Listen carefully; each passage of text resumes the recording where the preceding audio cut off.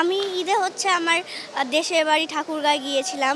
ওখানে যেয়ে আমার কাজিনদের সঙ্গে অনেক মজা করেছিলাম। হ্যাঁ, খারাপ লাগছে, আবার ভালোও লাগছে। হ্যাঁ, ট্রেন বিলম্বে আসছে স্বস্তিদায়ক না, কারণ এখন একদিক দিয়ে এলো টাকার মূল্যটা বেশি। আগে এরকম টাকা আসে না, এখন 1800 টাকার টিকিট নিচ্ছে ট্রেনে। আর আগে আসতাম 1000, 800, 900। এটার জন্য ভোগান্তিও এবং দামও অনেক বেশি। এটা 2 ঘন্টা লেট করছে।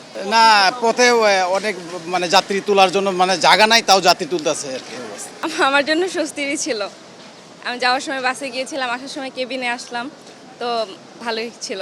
হ্যাঁ, কিন্তু বুঝতে পারিনি আসলে আগের মতো এরকমই টাইমে আসে সাধারণত।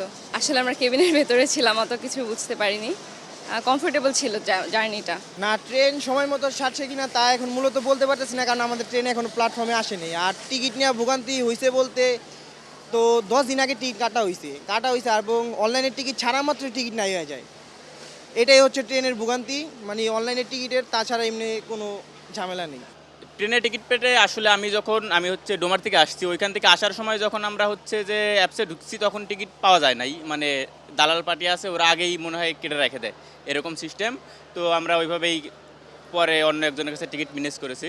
তারপরে এখান থেকে ঢাকা থেকে যাওয়ার সময় অবশ্য টিকিট পাওয়া যাচ্ছে। হ্যাঁ, এখন পাওয়া যাচ্ছে। এখন পর্যন্ত আসলে ট্রেনের টিকিট আমি যখন আসলাম, আমার 1 ঘন্টা লেট হয়েছে আসার সময়, ডোমার থেকে যেটা ঢুকছে নীলসাগর এক্সপ্রেস। হ্যাঁ, অনেক ভোগান্তি ছিল।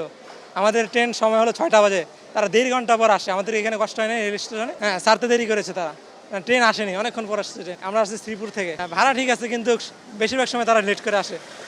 হয়তো আধা ঘন্টা, 15 মিনিট, 20 মিনিট, সবসময় তারা লেট করে। লোডশেডিং কিংবা ঘরের বাইরের তীব্র গরমে ওয়ালটন রিচার্জেবল ফ্যান থাকলে থাকবে শুধু বাতাস আর বাতাস। না, ট্রেন বিলম্বে তারপরে স্বস্তির আর কি, স্বস্তিরে হয়েছে। যাওয়ারটাও ভালো ছিল, আমরা যাওয়ার সময় জ্যাম পাইনি তেমন একটা। আসলাম আলহামদুলিল্লাহ, খুব ভালো। তবে জার্নিটা অনেক লেট আর কি, এটাই একটা কষ্টের। এই যেহেতু আমাদের দূরের রাস্তা, সেক্ষেত্রে বিভিন্ন জায়গায় স্টপেজ দিতে দিতে এত পরিমাণ স্টপেজ যে ট্রেনটা 9টায় পৌঁছার কথা, সেটা এখন 1-1.5 ঘন্টা লেট হয়ে যাচ্ছে। আর টিকিটের তো একটা ভোগান্তি আছেই, আমরা তো সঠিকভাবে টিকিট কাটতে পারি, যেটা সত্যি কথা।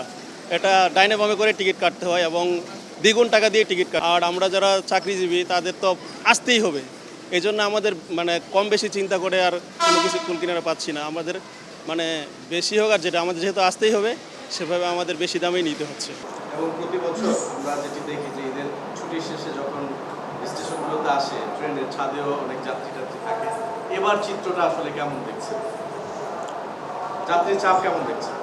ফিরতি যাত্রায় আজকে আপনার অফিস খুলছে, তো আন্তনগর ট্রেন কমলাপুর স্টেশনে প্রবেশ করেছে।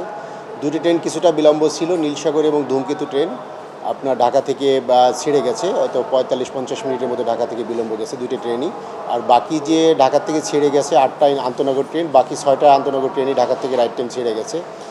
আর যাত্রীর চাপ গতকালকেও ভালো ছিল, আজকেও মোটামুটি ভালো হবে। তো আমাদের ট্রেনগুলো যেগুলো আসতেছে, এগুলো ছাদে তেমন যাত্রী অতটা না, কিছু হয়তো 2-4 জন থাকতে পারে, কিন্তু ভিতরে মোটামুটি যাত্রীর চাপ ভালো। এটা ওই দিক থেকে চাপ ছিল যাত্রীর। আপনারা জানেন যে ট্রেনের স্টপেজের ক্ষেত্রে আমাদের রেলওয়েতে সর্বপ্রথম যাত্রী নিরাপত্তার কথাটা বিবেচনা করা হয়।